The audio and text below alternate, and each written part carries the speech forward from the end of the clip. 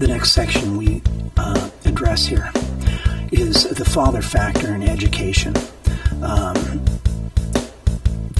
The following statistics describe what happens when fathers are available and fathers are at home. Number one, 70% are less likely to drop out of school. That's 70% are less likely to drop out of school. Number two, 40% are less likely to repeat a grade in school. That's 40% are less likely to repeat a grade in school.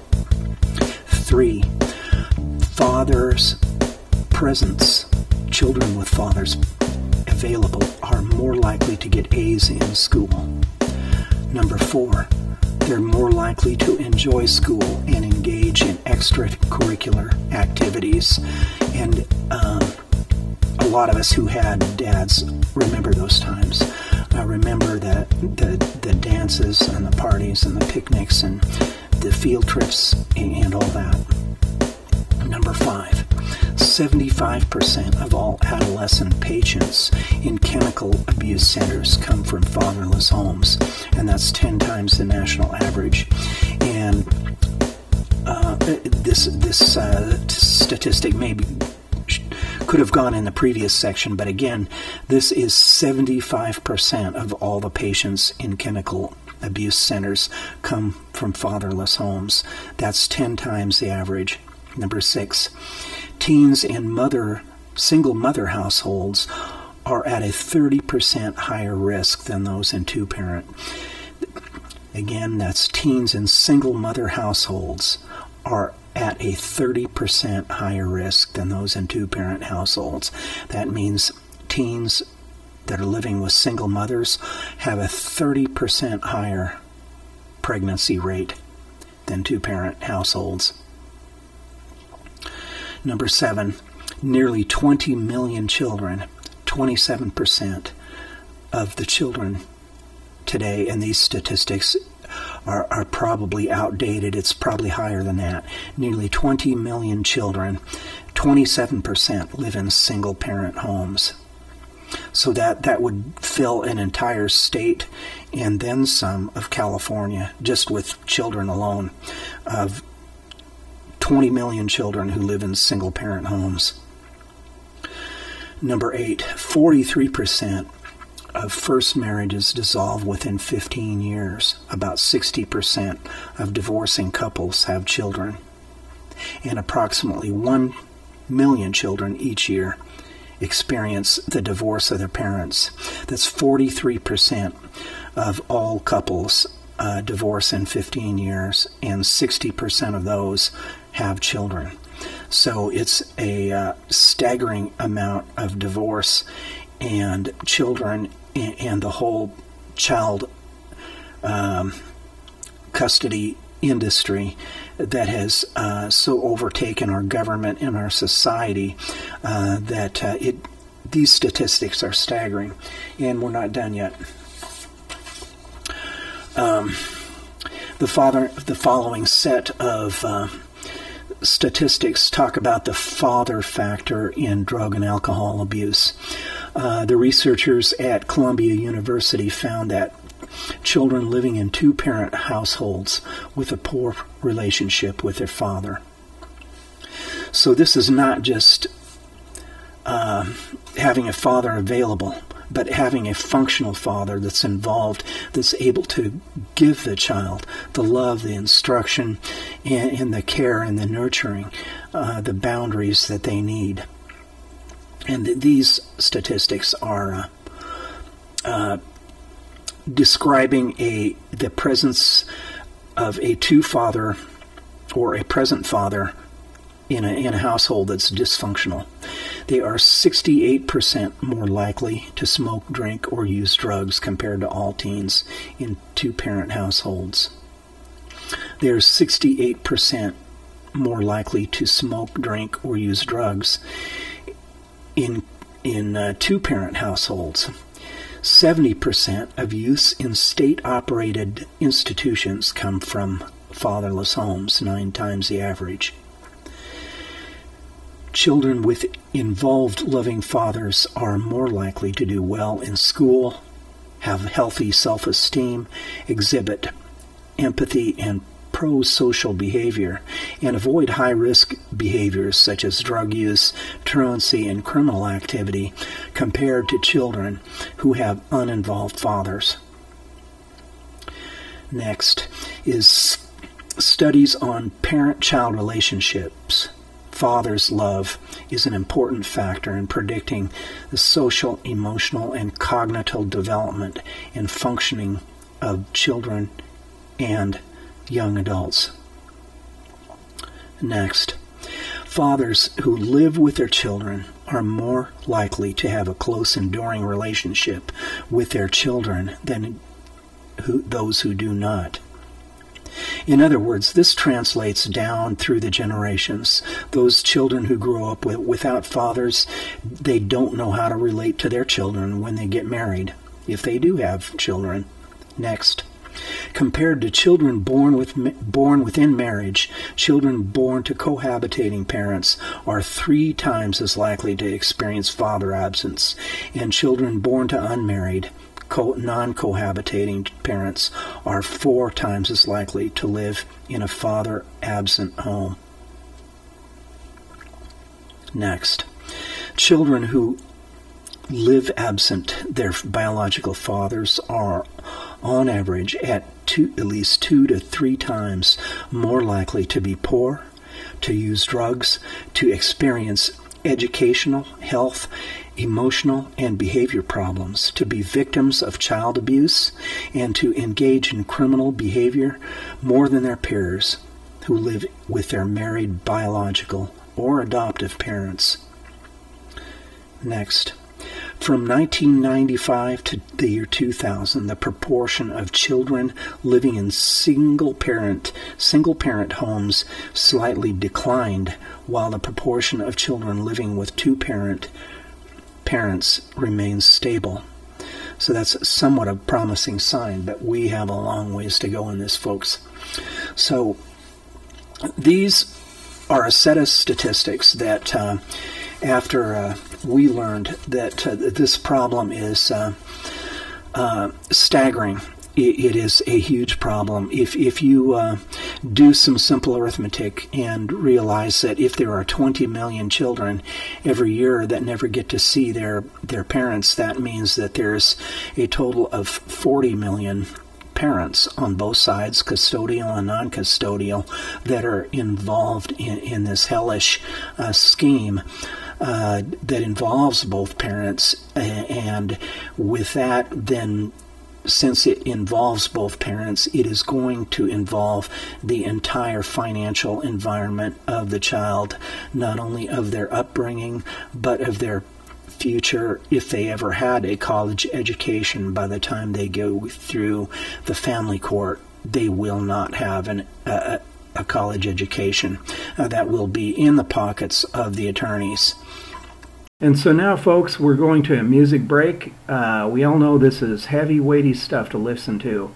It's hard to get through recording it, and we have broken this whole program up into actually 4 different segments of about 8 to 10 minutes apiece, with the music sandwiched in the middle. So now we're going to a music sandwich from Sapphire Blues Band, called Spook My Child, and it's a blues number. It is about the whole issue of children, fathers' rights, and government interference and court corruption. It all pertains, but we hope you'll enjoy it and find it entertaining as well. And we'll be back in about 5.5 minutes when this song ends.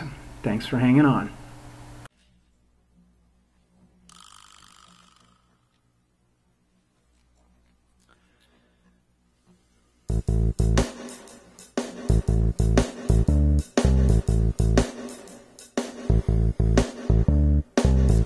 Don't you spook my child, don't you make them cry, don't you cross that line, Mr. Government Man, don't you spook my child.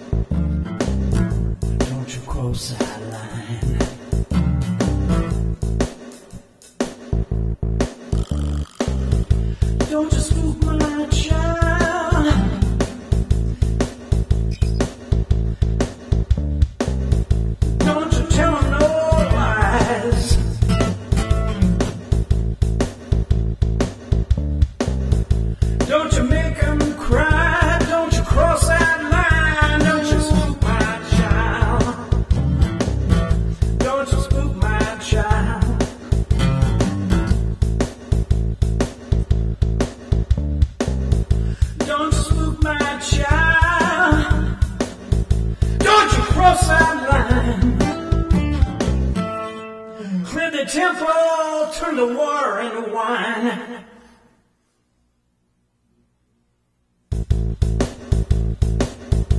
Don't you cross that line.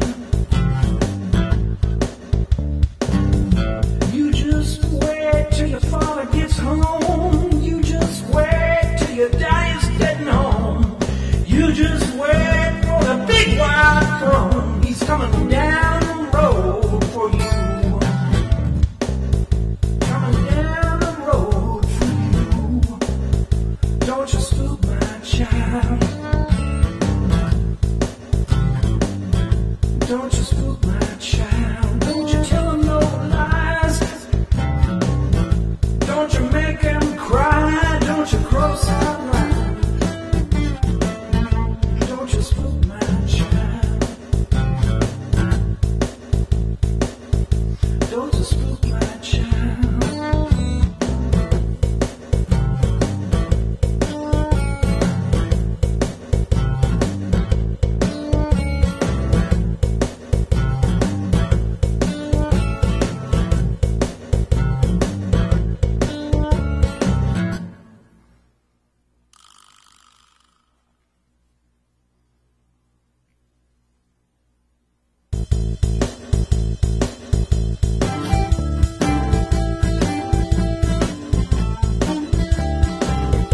Don't you spook my child. Don't you tell him no lies. Don't you make him cry. Don't you cross that line. Don't you spook my child.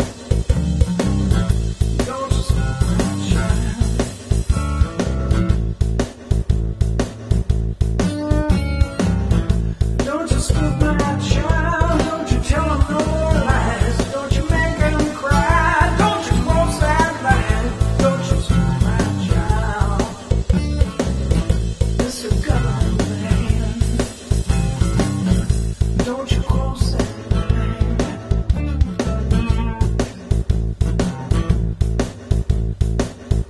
Don't you spook my child. Don't you make him cry. Don't you cross that line, Mr. Government Man. Don't you spook my child.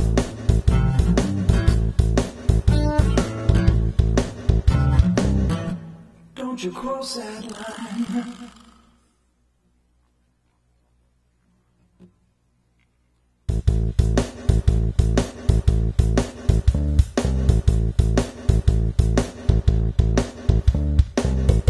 Don't you spook my child. Don't you tell no lies.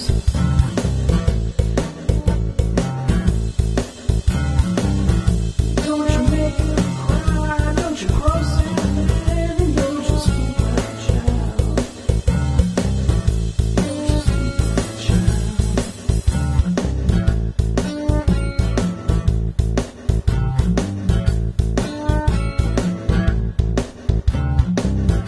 Don't you spook my child. Don't you make him cry. Don't you cross that line, Mr. Government Man. Don't you cross that line. Don't you cross that line. You just wait till your father gets home. You just wait, your daddy's home.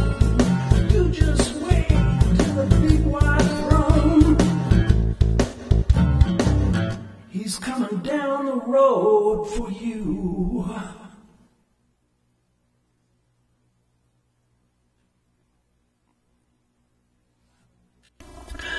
The problem has so exasperated many of the people that we talk to in all different states, not just here in Florida but everywhere, that many of these people, their cases have morphed from a family law matter into a civil rights matter, to where their constitutional rights and protection on the very basic level, even on the common law, going further back than the U.S. Constitution was written, are morphing into a civil rights matter and going into federal court. And most of those people, we have heard little or no success in the federal courts as well. What is happening here is a fundamental breakdown of law and order at the very basic levels of our society. That is, at the family level, of where now the parents are being systematically separated and removed from the children. The children are going through absolute hell.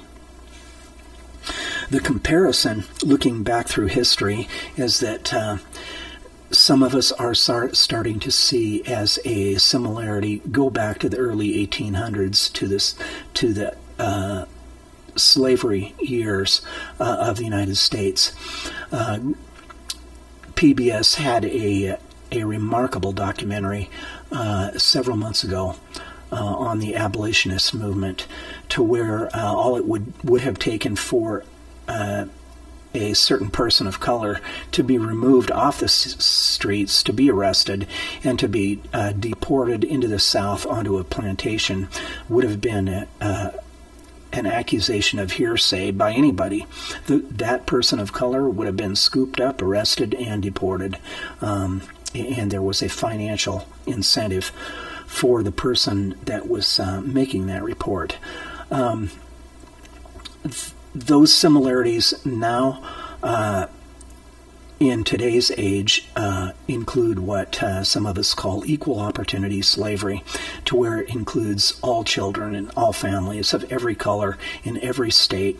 The family law atrocities are happening to everybody, regardless of color, age, social status.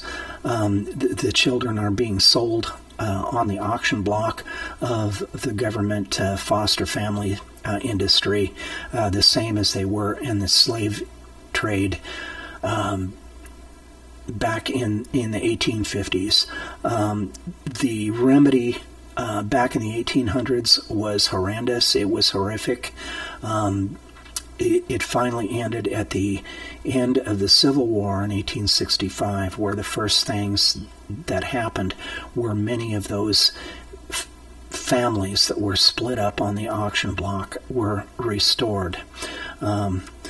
But we have a long way to go, and that was only after many years of a hard-fought battle.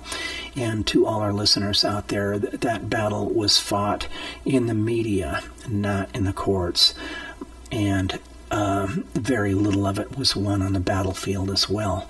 But the cost to the United States and the population was approximately 750,000 people of soldiers, and that where it was more people died in the Civil War than World War II, the Korean War, World War I, and the Vietnam War all combined and put together.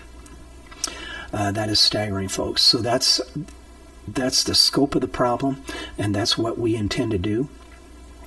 Our solutions, what we are hoping to do is raise the awareness out to the general public, who many of them have little or no idea what is going on here in the family courts. And we will be talking more about some of the solutions that we are considering in upcoming shows. It's a little bit too time-consuming to describe here in a minute or two in a thumbnail sketch. But if you are interested, please visit our site and get involved on www.avnetnews.net/whydadsmatter.php. Get involved, contact us. We are looking for web developers, for community organizers to be able to make communication inroads into other fathers groups, to establish communication and to get on the same page and to get like-minded. And this is for the interest of our children. We do need finances. Both of us are just a couple of broke single dads that are trying to do something here, but we're far from financially dependent. Our careers and resources have been devastated by the family courts and by the state governments. So we're looking also with anybody out there that has resources that believes in this cause to be able to step in and help make contact with us. Whether you have the time or financial help, either one of those will be appreciated. We are looking to move forward with this in the fall of 2013 here coming up, and in the spring of 2014 and next year, until we see our fathers and our children restored.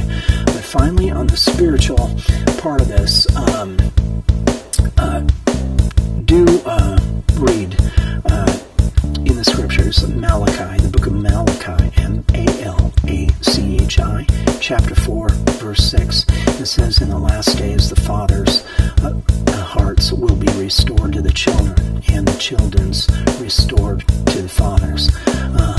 Lest I will smite the land with a curse. And that's God saying, I'm drawing a line in the sand here, folks, and don't mess with the fathers and the children and the fathers, their relationship, or there's going to be trouble. So I didn't say that. He did. Check it for yourself. I would encourage you to do so. But right now we're wrapping it up for Why Dads Matter, and this is our debut kickoff show, and we are glad you listened, glad you tuned in, and there will certainly be more audio and video podcasts in the future. Good day. And this is Cyrus King